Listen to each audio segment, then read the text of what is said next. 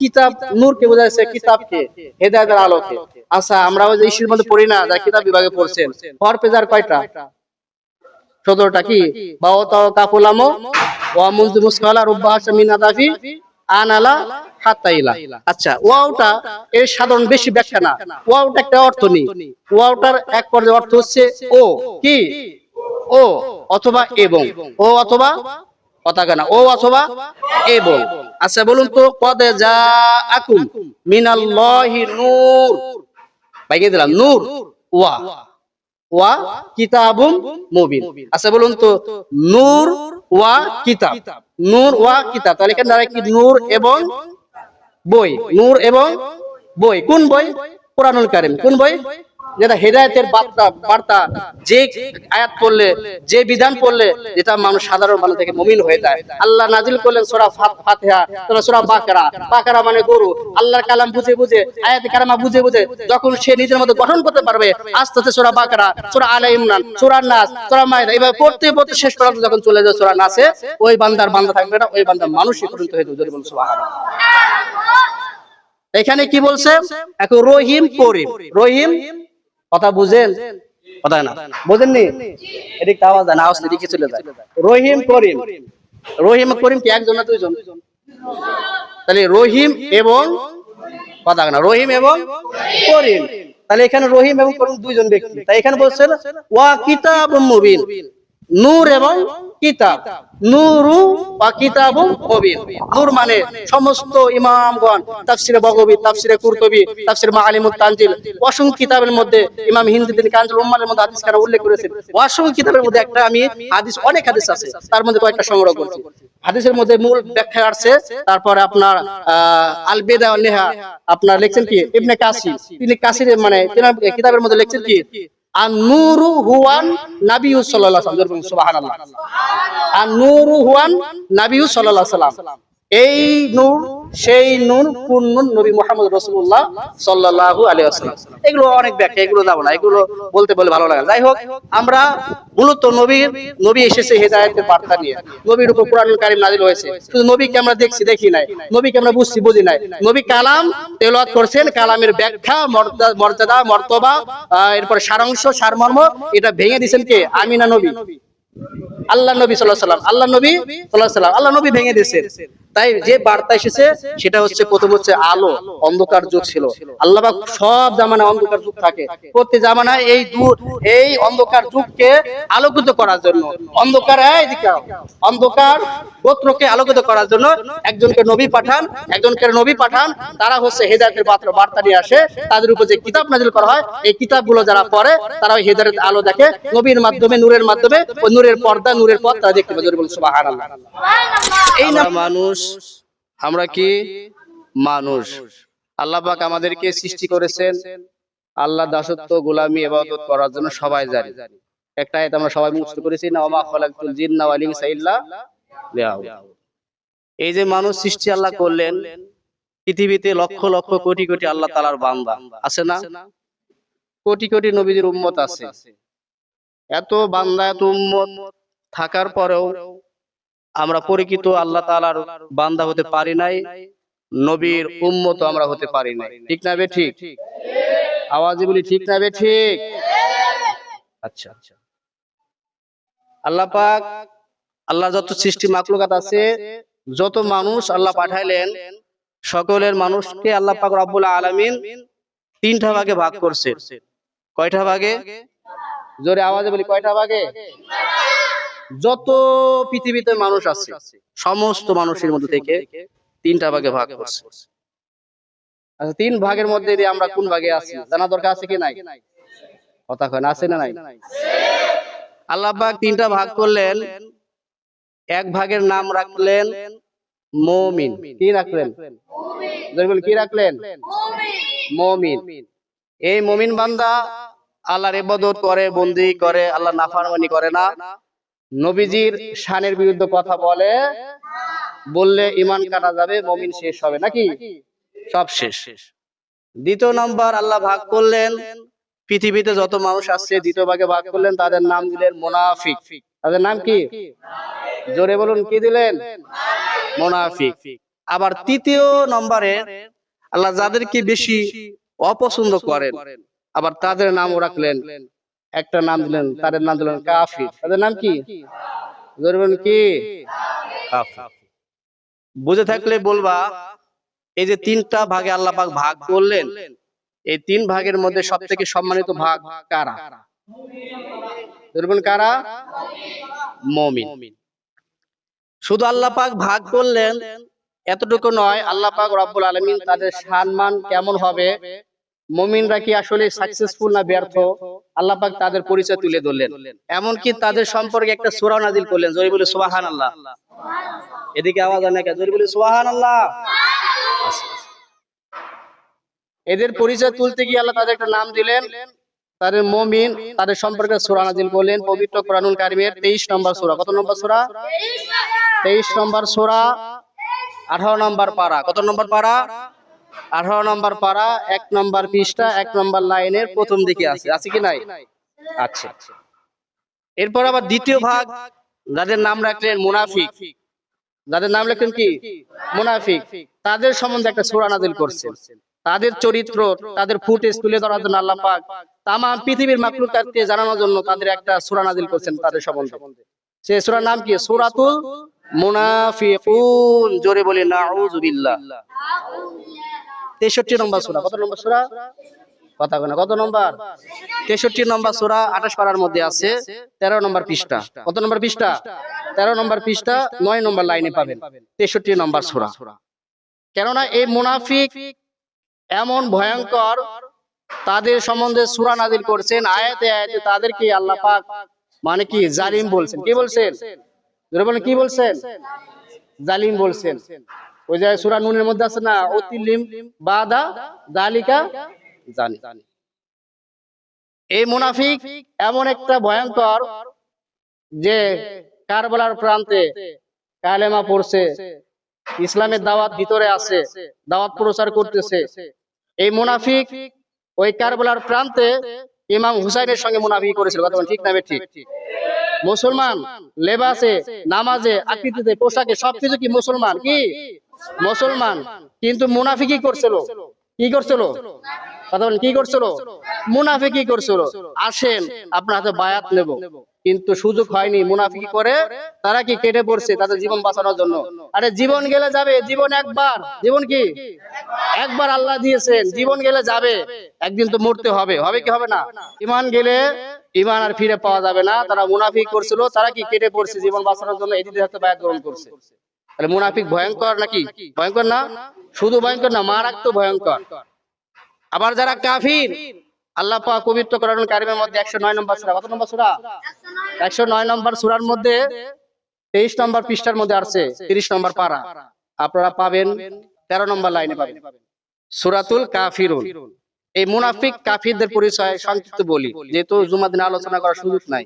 সংক্ষিপ্ত হচ্ছে কি, আল্লাহ মুনাফিক এবং কাফিরকে একই জায়গায় একই স্থানে চিরস্থায়ী রাখবে জাহান্নামে।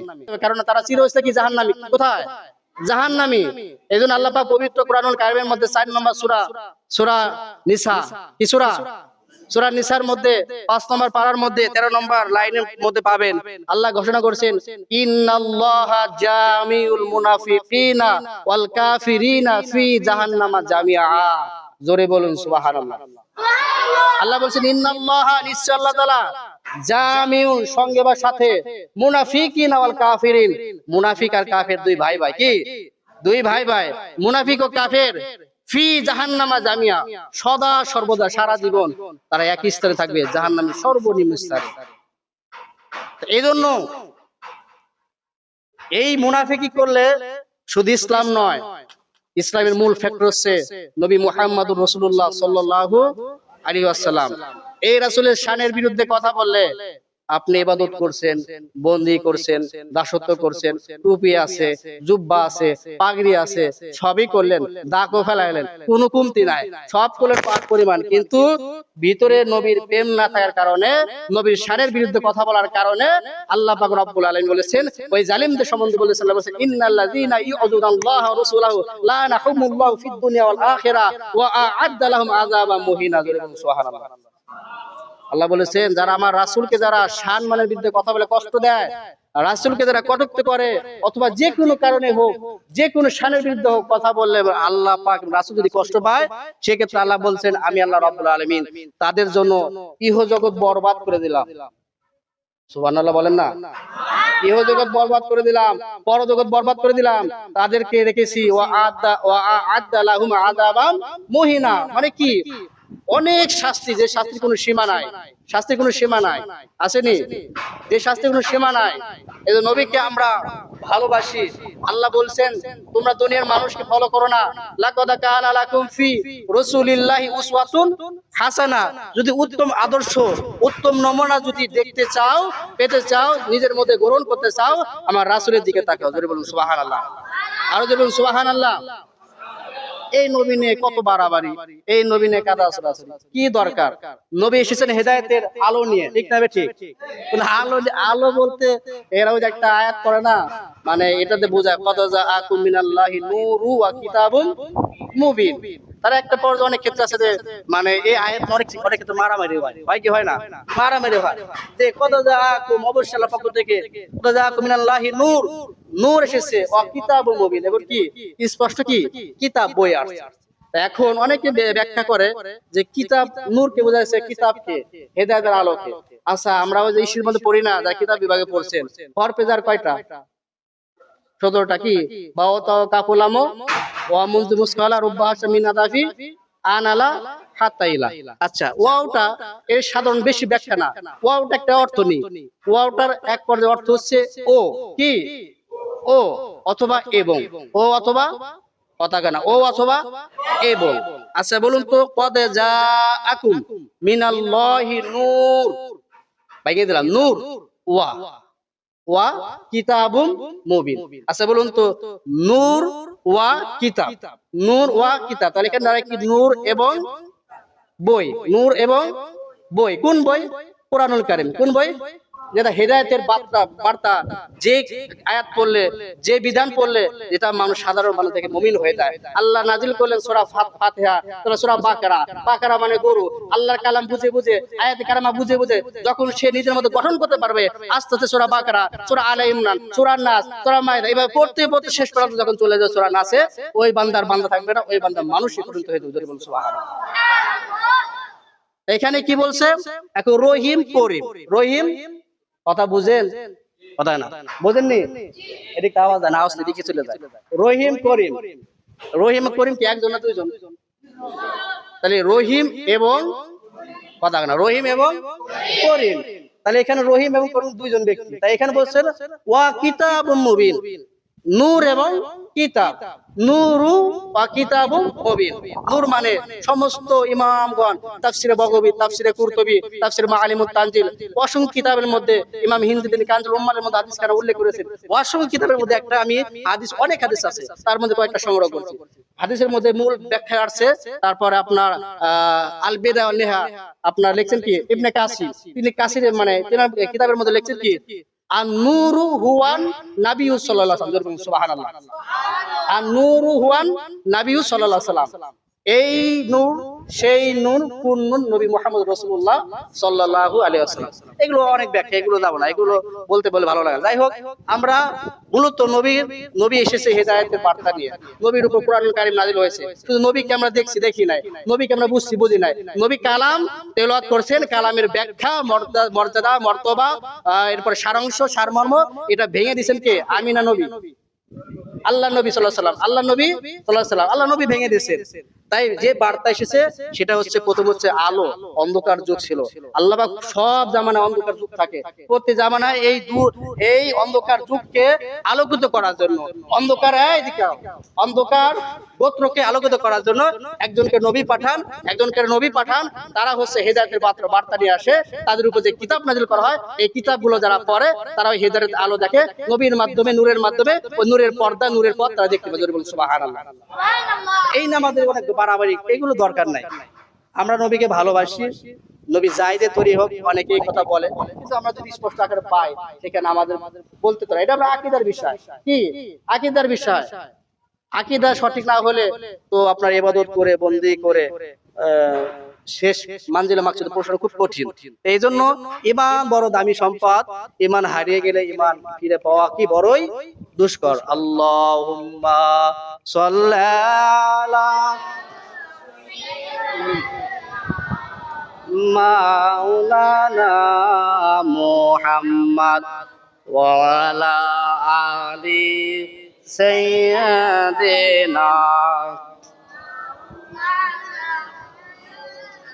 আমার বন্ধুগণ, যেহেতু বিদ্যুৎ নাই তারপরেও সুর দিয়ে আওয়াজ করি, আল্লাহ পাক রব্বুল আলামিন পৃথিবীতে যুগে যুগে অসংখ্য নবী রাসূল পয়গম্বর পাঠাইছেন। এই নবী রাসূলদের মধ্য থেকে সর্বশ্রেষ্ঠ নবী, আখিরি নবী, হায়াতুন নবী, নূরের নবী, রাহমাতুল লিল আলামিনকে আল্লাহ পাক রব্বুল আলামিন তামাম পৃথিবীর মাখলুকাতের জন্য পাঠাইছে। যে নবী হলো আপনার আমার ঈমান, আলালা ঈমানা বিমাল্লাহ মুহাব্বাতুল্লাহ। যেই নবীর ভালোবাসা জান্নাত, যেই নবীর ভালোবাসায় জাহান্নাম হারাম হয়, যেই নবীকে দেখলে ঘুমের ঘরে মান রাআনি ফিন নাওমি ফাকাদ রাআনি ফা ইন্নাহু লা ইয়াবাগি বিশ-শাইতানি ইয়াতাশাব্বাহু বি। উম্মত তোমরা জানিয়ে রাখো, যেই নবীর ভালোবাসার মাধ্যমে, যেই নবীকে মহব্বত করার মাধ্যমে যদি নবীকে দেখতে পারো, মান রাআনি ফিন নাওমি ফাকাদ রাআনি ফা ইন্নাহু লা ইয়াবাগি বি। উম্মত তোমরা জানিয়ে রাখো, নবীকে যদি ঘুমের ঘরে স্বপ্নযোগে দেখতে পাও, অবশ্যই নবীকে দেখলে, কারণ নবী ছবি আসে না, নবী নিজে আসে। জোরে বলুন সুবহানাল্লাহ। নবী আসে নিজে, ছবি আসে না। ছবি আসে? নবী ছবি আসে? নবী নিজে আসে না। নবী যদি দেখতে পারেন, পৃথিবীর সমস্ত মানুষের সূরা যদি অন্য মানুষ ধারণ করতে পারলেও, শয়তান ধারণ করতে পারলেও নবীর সূরাকে ধারণ করতে পারে না। এটা অন্যতম একটা মজেজা, ঠিক না ঠিক? নবীর সূরা কেউ ধারণ করতে পারে না, শয়তানও পারবে না। কেননা আল্লাহ নবীজি বলছেন, উম্মত তোমরা জানিয়ে রাখো, প্রত্যেক মানুষের সঙ্গে একজন করে শয়তান আছে। সাহাবীরা জিজ্ঞেস করলেন, ইয়া রাসূলুল্লাহ, তাহলে আপনার সঙ্গে কি শয়তান আছে? বলেন, হে সাহাবী, তোমরা এমন প্রশ্ন করছো, উত্তর শুনে নাও। আমার সঙ্গে যে শয়তান ছিল, কালেমা পড়ে মুসলমান হয়েছিল। মানে নবীর সঙ্গে যে শয়তান কালেমা পড়ে মুসলমান হয়েছে, আর আমাদের সঙ্গে যে শয়তান কালেমা পড়ে মুসলমান হয় না। কথা ঠিক না ঠিক? শয়তান চাবি ঘোরায়, আমরা ঘুরি, শয়তানদের কিন্তু আমরা ঘোরাতে পারি না। আপনার আমার নাফসের অবস্থা কেমন? আপনার আমার নাফসে আম্মারা। এই নাফসে আমরা দুনিয়ামুখী, টাকা লাগবে কোটি কোটি, সুন্দরী নারী লাগবে, গাড়ি লাগবে, বাড়ি লাগবে। বন্ধুর আছে 5 তলা, আমার তো 7 তলা, ঠিক না ঠিক? বন্ধুর 5 তলা আছে, আমার লাগবে কি 7 তলা? এটা আমি বলি, নাফসে আম্মারা কয়। ঠিক হয়? নাফসে আম্মারা, এই নাফসে আম্মারা যিনি গঠন করে করে, মানে পরিবর্তন করে করে ইবাদতের মধ্যে শামিল হয়ে, যখন নাফসে নাওমায় পরিণত হয়ে যায়, তখন বান্দা দিল আস্তে আস্তে আল্লাহমুখী, মসজিদমুখী হয়ে যায়। সুবহানাল্লাহ। যখন আযান শুনে হাইয়া আলাস সালাহ, হাইয়া আলাল ফালাহ, নামাজের জন্য আসো, কল্যাণের জন্য আসো, বান্দার ঘরে থাকতে পারে না, নামাজে চলে আসে মসজিদে। সুবহানাল্লাহ। তো অনেক কথা। তাই বান্দা নাফসে লাওমা ঘটনার পর নাফসে মুলহিমা, মুহাদ্দিসা, মুতমাইনা যখন গঠন হয়ে যায়, ওই বান্দা মাল্লাহুল মাওলা ফালাল, আল্লাহর জবানের সঙ্গে আল্লাহ, ওই বান্দা জবান একত্রিত হয়ে যায়। যখন বান্দা যাহা বলে আল্লাহর কথা বলে, বান্দা যখন হুকুম করে আল্লাহর কথা হুকুম করে, তখন বান্দার আর আল্লাহর মধ্যে কোনো ফারাক থাকে না। কথা বলেন ঠিক না ঠিক? কেননা আল্লাহ বলছে না পবিত্র কোরআন কারীমের মধ্যে, ইন্না রাহমাতাল্লাহি করিবুম মিনাল মুহসিনিন। আর মুহসিন বান্দার উপর আল্লাহর রহমত অবধারিত নাযিল হয়, এটা শেষ নাই। ইত্তাকু ফিরাসাতাল মুমিনিন ফা ইন্নাহু ইয়ানজুরু বিনুরিল্লাহ। যারা আল্লাহর মুমিন বান্দা হয়, তাদের অন্তরে এমন একটা অন্তর থাকে, আল্লাহ বলছে সেই অন্তর্দৃষ্টিকে তোমরা ভয় করো। জোরে বলুন সুবহানাল্লাহ। সেই অন্তর্দৃষ্টিকে ভয় করো। তারা যদি কোনো কিছু চায়, আল্লাহ দেয়। তারা পৃথিবীর সবকিছু আল্লাহর নূর দ্বারা দেখতে পায়। জোরে বলুন সুবহানাল্লাহ। এজন্য মুমিন বান্দার পাওয়ার বেশি না কম? আমাদের তিনটার মধ্যে কি হতে হবে? মুমিন হতে হবে। কি হতে হবে?